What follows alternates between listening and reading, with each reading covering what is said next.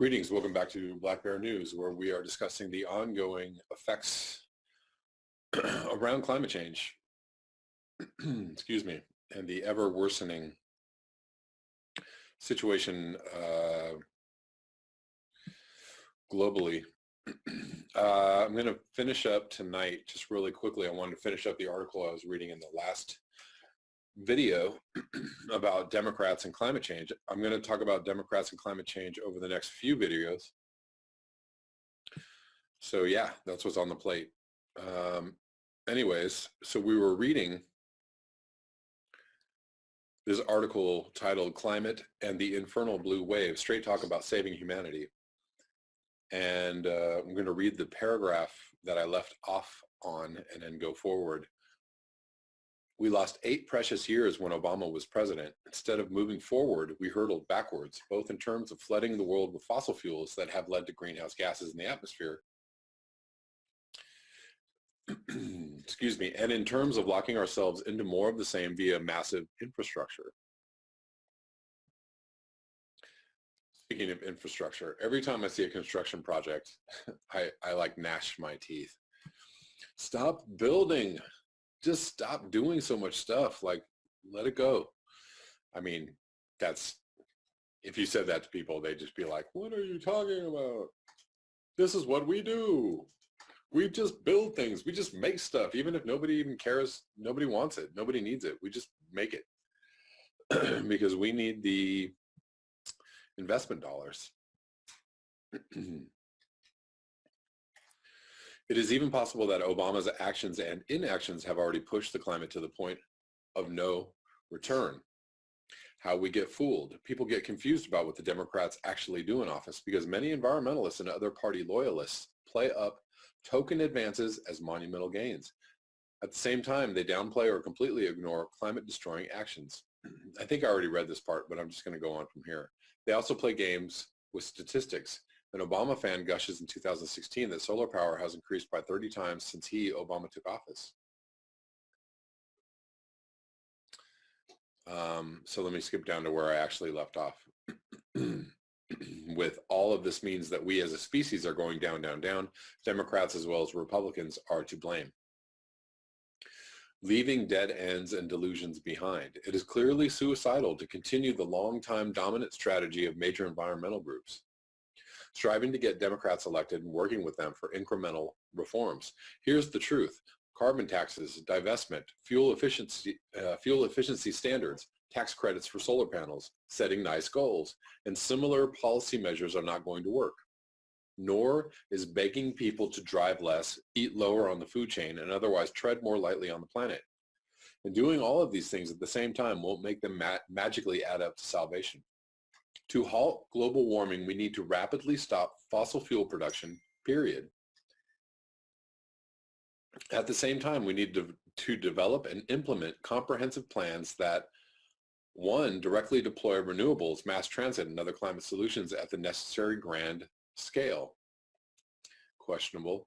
2, provide economic security for all workers, including, in particular, those displaced by climate mitigation. Absolutely true. Ding, ding, ding. And 3, ensure that every person has the capacity and resources to live healthy lives for themselves and the planet. Ding, ding, ding. To be able to do these things, we need to have direct control over fossil fuel production and over the deployment of climate solutions. Ample financial resources to implement climate solutions and to cover associated costs, such as ensuring full employment in the fossil fuel-free economy. This means that we need public ownership of the major industries. Yes, starting with the energy and financial industries so that we can make the decisions ourselves and do what needs to be done directly and immediately.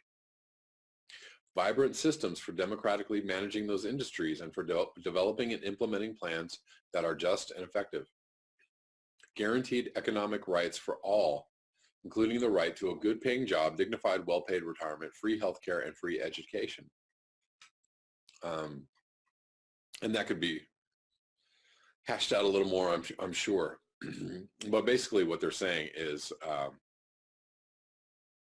nationalizing industries and the energy industry and fossil fuel industry would be the first thing. In other words, we need to move beyond capitalism. Hey, hey, hey, we need socialism. Instead of ceding decision-making authority and resources to a few oligarchs, we need to keep these for ourselves. Neither the Democrat nor the Republican parties are going to move us beyond capitalism. They've made that abundantly clear. Both parties are happy with the current inherently undemocratic capitalist system. Under that system, major industries are privately owned, which means a few people get to make decisions that affect everyone. Exxon's and Chevron's owners get to decide whether to pull oil and gas from the ground, for example. We're supposed to be able to steer those decisions through policies adopted by our elected officials and government agencies. But things don't work that way. Corporate profits flow to corporate owners, creating giant piles of money, which they use to thoroughly distort everything. Big money buys elections, legislation, news media outlets, public relations strategies, nonprofit groups, school curricula, lawsuits, smear campaigns against activists, violence, scientific research, control over enforcement agencies, and more. Because profits flow to corporate owners rather than the working people who generate those profits, we find ourselves without the wealth to do what needs to be done. Moreover, because big corporations control so many jobs, they can extort concessions out of us as individuals, communities, and a nation. Solutions to global warming are sitting right in front of us, but we can't implement them. We don't hold the reins. We lack the money that our labor created, and our jobs are threatened as if we challenge the corporations.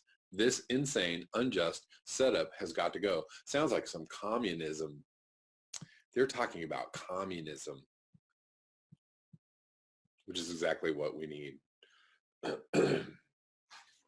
Some form of socialism/communism. So sorry. Don't be afraid of that word. Embrace it. Love it. Gently stroke it.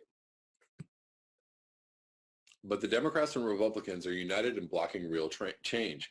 They're both heavily funded by oligarchs. They firmly uphold the economic system that creates oligarchs, and they do the oligarchs' bidding. A lot of elected officials from both parties are oligarchs themselves. We need to organize a movement that demands system change, and we need to help that movement birth a new political party of, by, and for working people that is truly democratic. We must get beyond futility trying to get corporate owners to do the right thing. We must get beyond a system that funnels wealth to the few, thereby creating massive inequities and big money distortion of every aspect of our lives. We must get beyond political parties that prop up capitalism and serve the wealthy few. Is there a place for seeking incremental reforms in our struggle to save humanity? Yes, but strategies involving support for such reforms must be developed and carried out in the context of our larger goal, securing and using real power through democratically managed public ownership and guaranteed economic rights. That's what we need to do to keep front. That's what we need to keep front and center. Everything we do needs to feed into that goal.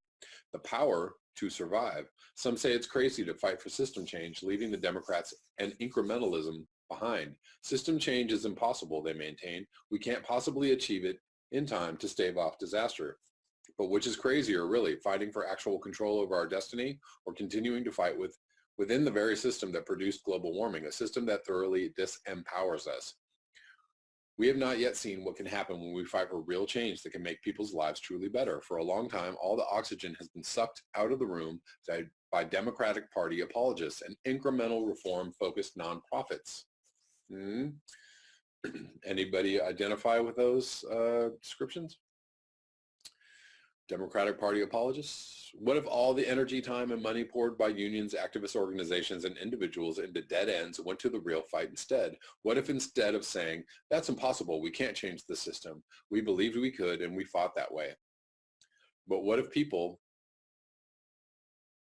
fighting losing battles on all sorts of huge problems engendered by capitalism, global warming, the economic distress endured by most people, endless war, underfunded education, racism, and other forms of repression, and more, united to take on the common root of these problems? What if we were honest about the abysmal record of the Democrats, not just on global warming, but on most of these other issues as well?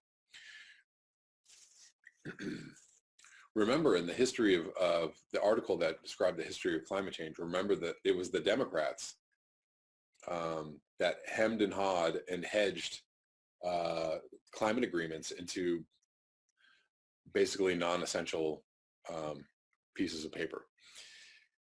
We, the working people of the world, who are screwed by the current setup, are many. They, oligarchs who hoard society's wealth and maximize corporate profits at our expense, are few. There are abundant signs that people are disgusted with the status quo. Everyone sees that big corporations call the shots, except for a very few people at the top. No one likes that arrangement. Change is in the air. Because we do the work of society, we really do have power. It's time to recognize and use that power.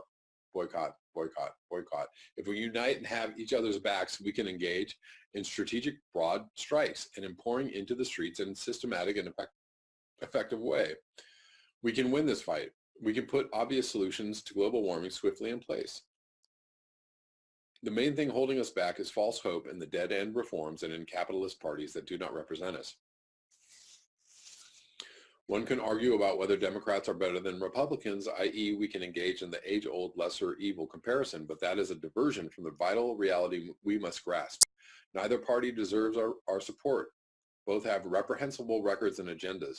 Both are in the pockets of the oligarchs who control society and deny us our most basic rights, including even our right to ensure the survival of humankind. We can no longer passively accept as our lot that our only choices are Democrats and Republicans, and that working for ineffective reforms within the confines they set is the best we can do. Man, I like this author. Finding strength, finding each other. I'm tired. The oligarchs have huge power, and it's been such a hard slog already. Those of you who are older, who have been fighting all these years and know what I mean about how it wears you down over time. And everyone, young and old, who's paying the slightest bit of attention knows how disheartening it can all be. We are up against massive big money forces that manipulate information and much more.